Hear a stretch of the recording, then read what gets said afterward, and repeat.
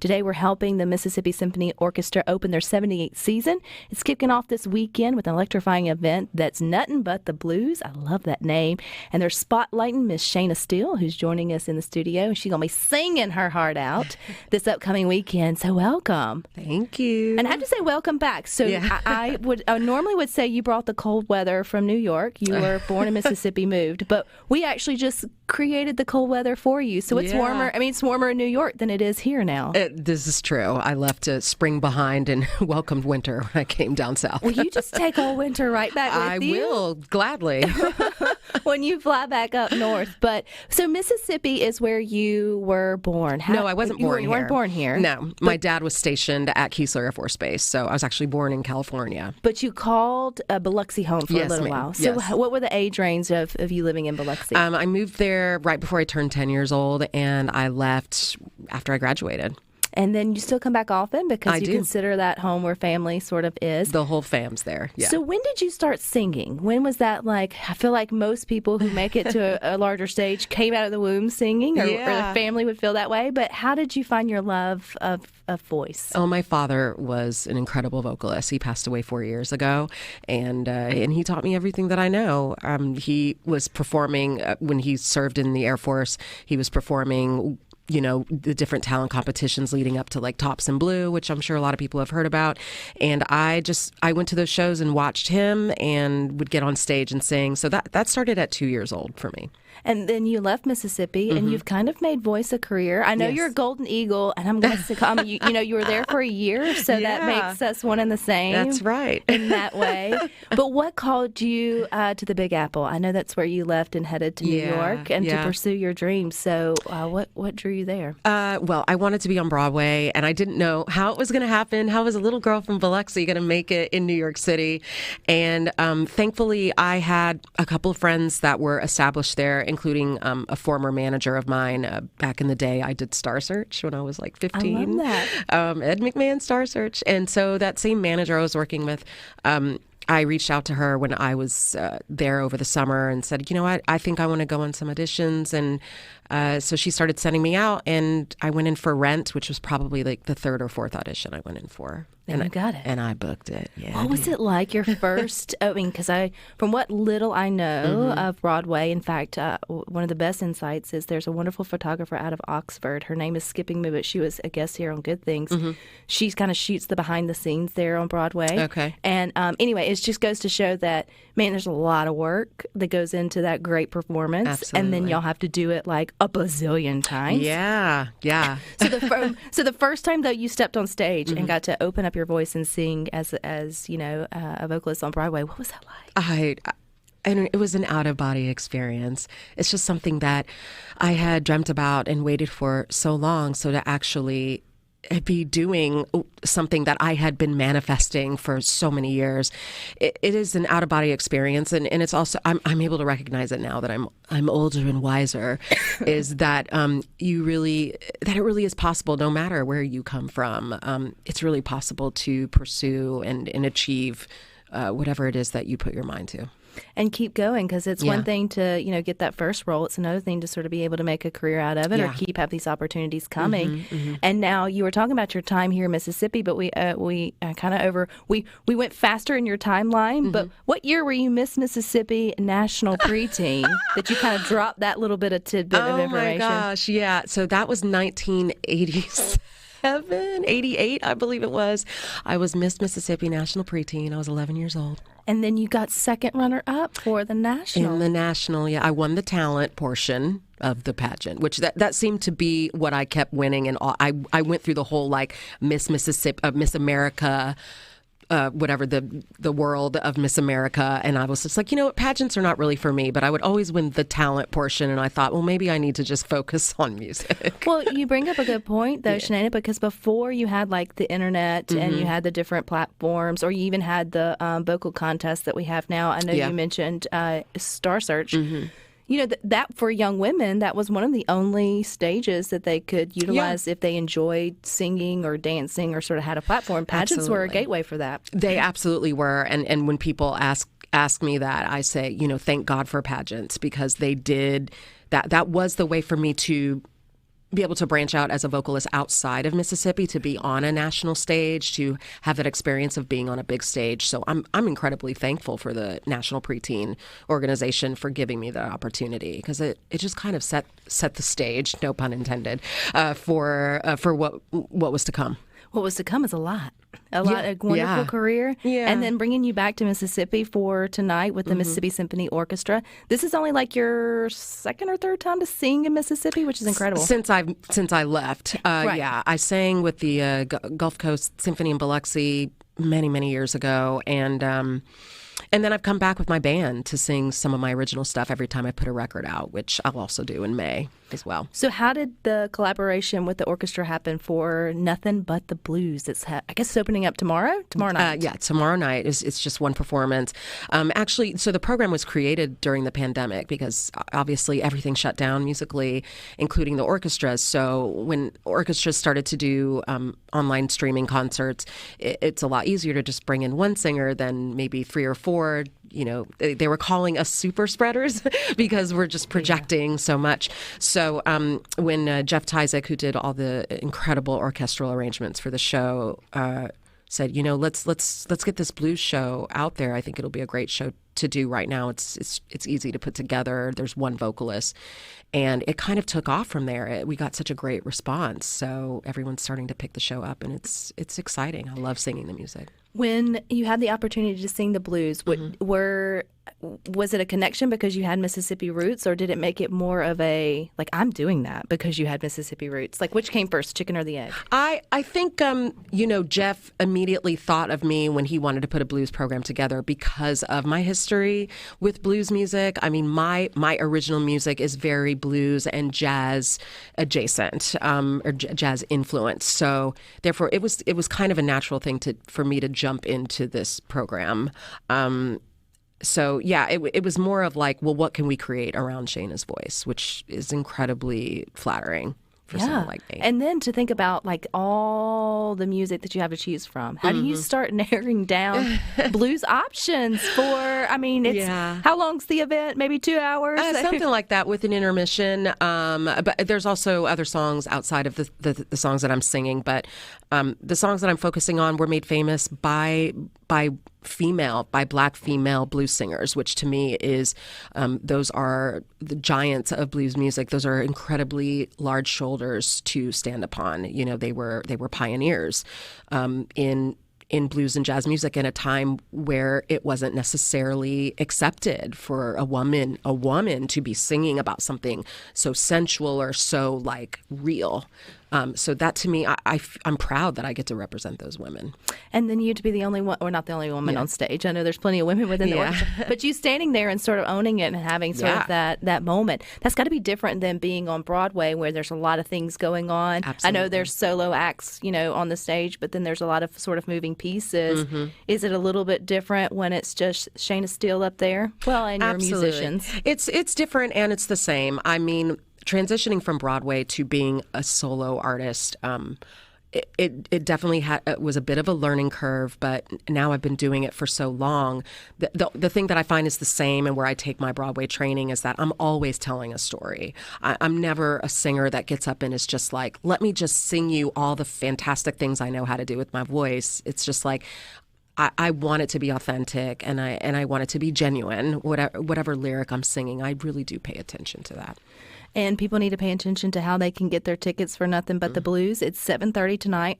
Thalia Mara Hall. I nailed it. Tomorrow night. Don't come tonight. It'll be cold and you'll be all alone and there won't be anybody there. Well, we'll be rehearsing. So unless you'll be rehearsing. So you've got to have to sort of think about it and sort of get your tickets. Do you know how folks can get tickets, or there's plenty at the door? I think you can still get tickets at the box office, but we highly recommend you get them ahead of time. I think it's getting, we're getting packed. You're getting packed because it's a one night only event. That's right. How many, you said you and your band, how many's in your band? Well, no, I didn't bring my band band for this one. Gotcha. Yeah, later on, I got. You got the orchestra. I got the orchestra. You know, I was going to ask, how do those two sort of work out together? But we totally have got it. Shayna, do you have time to stick with us? Yeah. All right, sure. We got you in Mississippi. We're going to hang tight. We got more with Shayna Steele coming up next here on Good Things. Next couple of days, the good news is the warming up, and there's some good things to get out and see and do. Like tomorrow night, you can get out to Thalia Hall at 7:30 to hear Nothing But the Blues with singer Shayna Steele. She's in the house with us. She'll also be in the house with the Mississippi Symphony Orchestra as they open their 78th season. So, Shayna, you kind of have the background of being on Broadway, obviously singing in a lot of different places, a lot of different stages, even Star Search, which I think that's incredible. Back when, yes, that's incredible. But so what's it like the first time you sing with an orchestra? Because that's a lot of folks playing music at one time. Although it's beautiful, that's the way it's supposed to be. But I feel like that would be intensely intimidating. Yeah, it's intimidating if you don't know when you're supposed to enter the top of the song, because if you miss the entrance, like, they're not stopping for you. There's no like, oh, let's try that again, or let's vamp the beginning until I come in, because it's very, it's very set. The music is set. So I always feel like singing with an orchestra is like hauling a cruise ship along. It's just like this big, enormous, massive thing, and I'm the captain of the ship. And if I press the brakes, it's going to keep going. It's going to take a long time to slow it down. So I try to be very prepared. No slowing it down, being sort of very prepared. I also love, too, that your genre is jazz and soulful and sort of blues. Did it find you? Did you find it? Was it just kind of who you were meant to, created to be in terms of being an artist when you were trying to find your way into the industry? Yeah.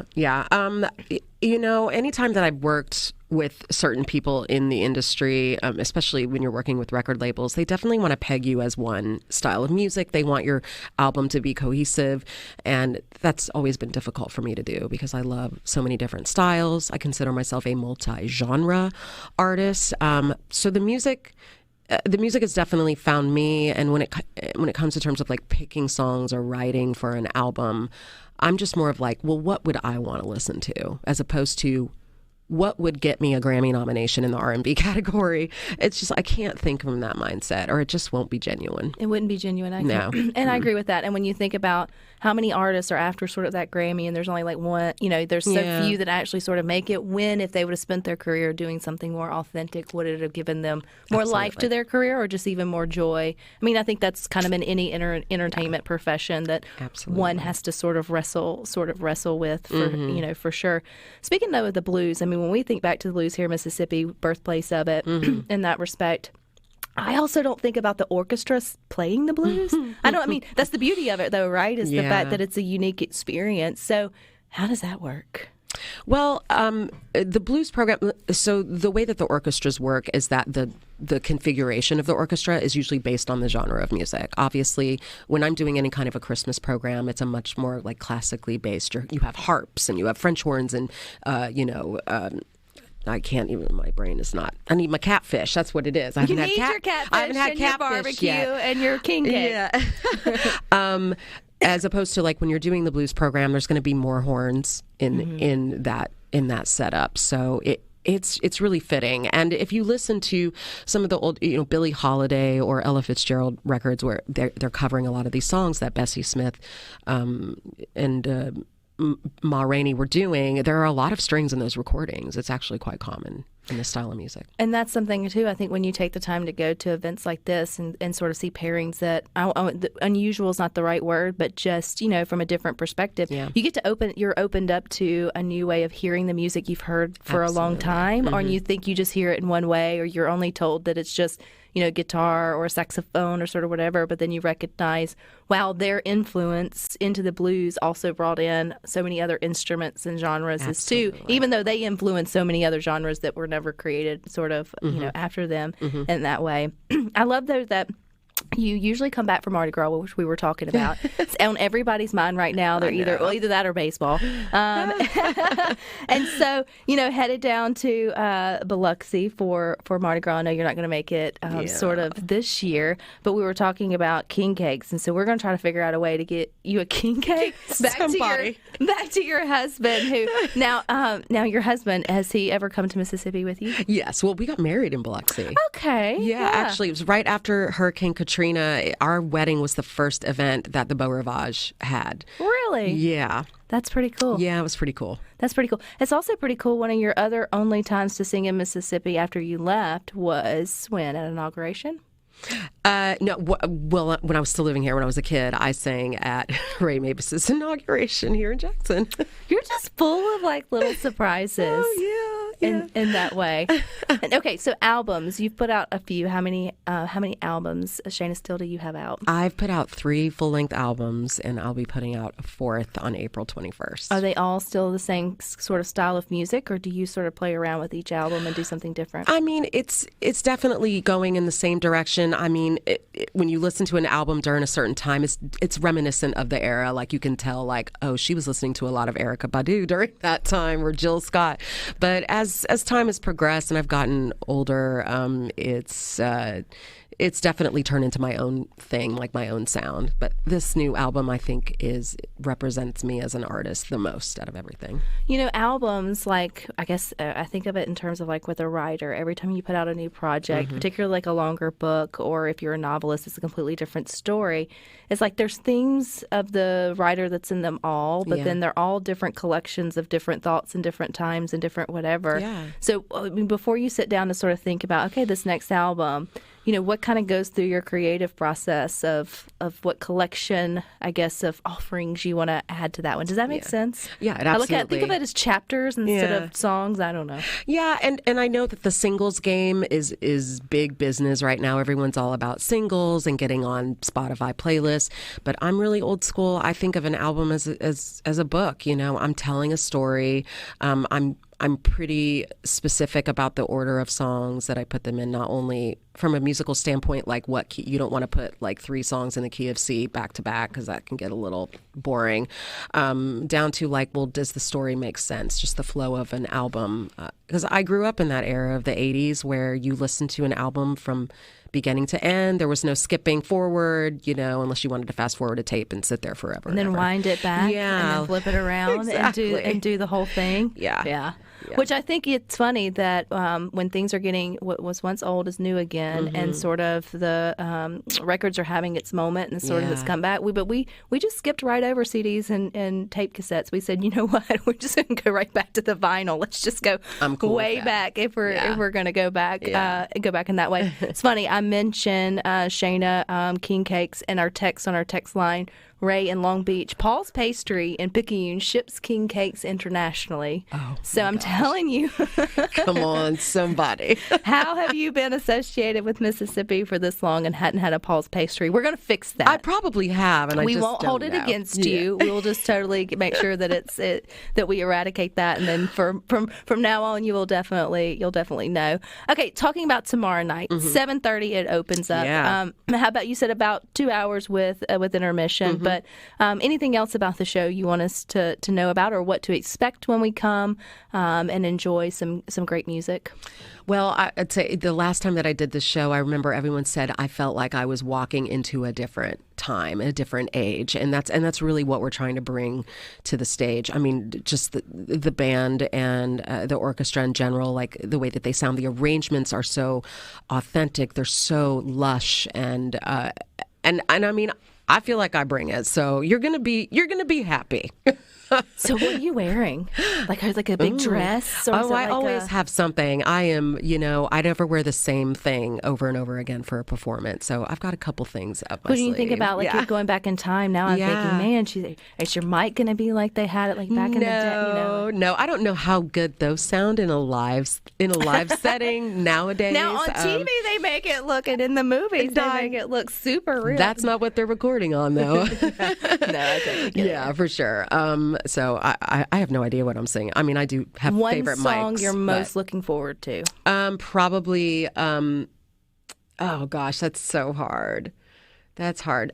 St. Louis Blues, I really like doing that one. And Backwater Blues, that's a good one too. So. That's a real good one. Yeah. And will you be singing some of your originals? I am. Sort of mixed in there? Yeah, I'm going to sing one of my originals from my first full-length album. It's called Wear Me Down. All right. Well, I hope we haven't worn you down, but we want to encourage folks to get out, get their tickets. 7:30 tomorrow night. It's a one-time only. Get them online before you get there. Thalia Mara Hall. Where can we go and support you, Shayna Steele, like in terms of your albums and all the things online? Yeah, just visit ShaynaSteele.com. I'm also on Instagram under Shayna Steele and Facebook on Shayna Steele Music. All right. Paul's Pastry. Paul's Pastry. Come on. Somebody. Bring it on. Stick with us. We got more up next.